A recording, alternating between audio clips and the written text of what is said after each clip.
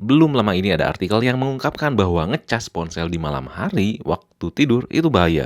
Bukan karena bisa menggemukkan baterai ponsel, tapi bisa menggemukkan badan kita, bahkan obesitas atau diabetes. Oke, di sini Fadil langsung aja kita bahas lebih lanjut.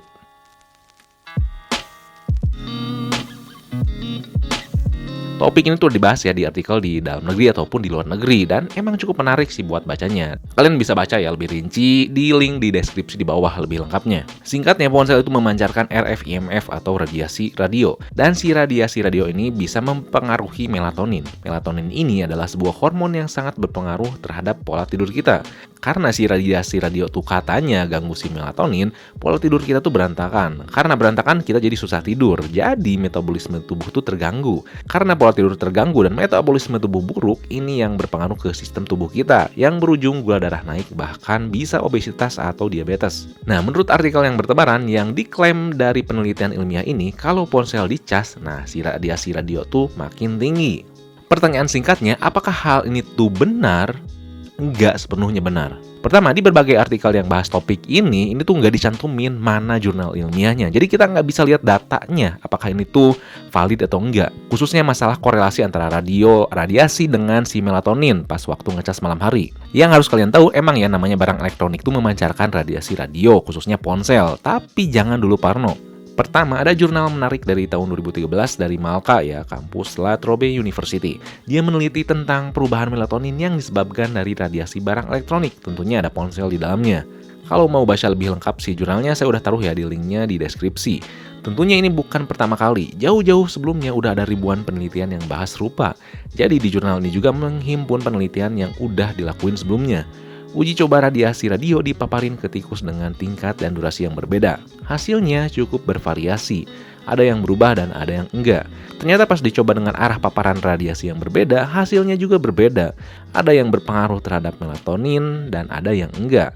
Begitupun juga terhadap manusia. Penelitian ini meneliti terhadap pekerja listrik, ponsel yang disimpan di malam hari di kasur, engineer, dan lainnya. Hasilnya ya bervariasi juga.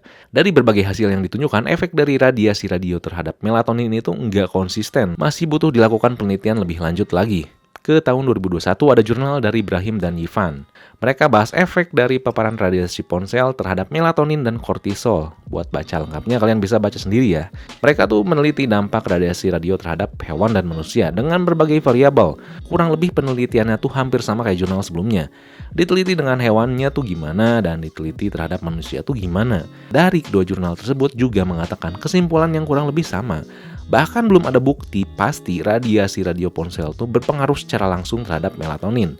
Masih banyak variabel lain yang berpengaruh, mulai dari suhu, kelembaban udara, lamanya paparan, dan masih banyak lagi. Walaupun belum ada data dan bukti pasti radiasi radio tuh berpengaruh secara langsung, tetap kita harus mewaspadai ya dengan tidak berlebihan memakai ponsel. Karena WHO juga udah lama mengatakan bahwa RF EMF dikategorikan sebagai hal yang memungkinkan berbahaya. Memungkinkan ya. Di samping hal yang memungkinkan, tapi ada hal yang pasti dalam efek suatu ponsel ini. Kita lihat ada jurnal lainnya dari University of Oulu. Mereka neliti gimana dampaknya pemakaian ponsel terhadap pola tidur. Mereka memakai sebuah cincin buat neliti gimana kesehatan para pengguna ponsel. Mulai nelitinya detak jantung, suhu tubuh, dan aspek lainnya.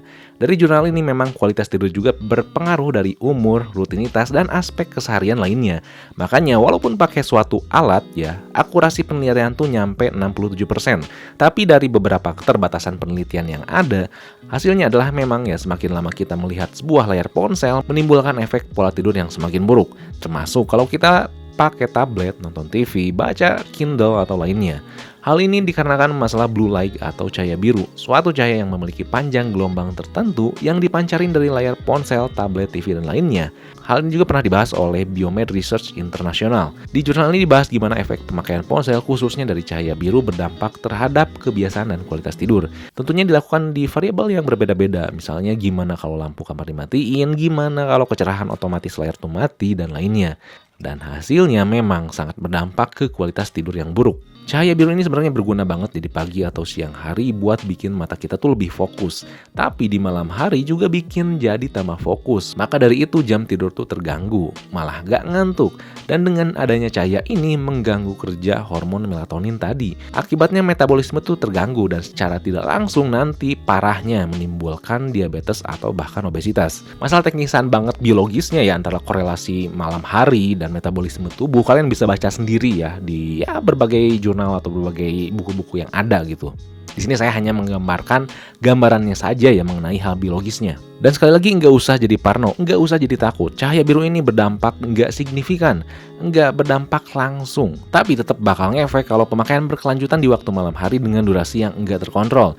Emang iya sekarang banyak ponsel yang udah tersertifikasi cahaya biru rendah. Tapi ya tetap aja ponsel itu punya cahaya biru.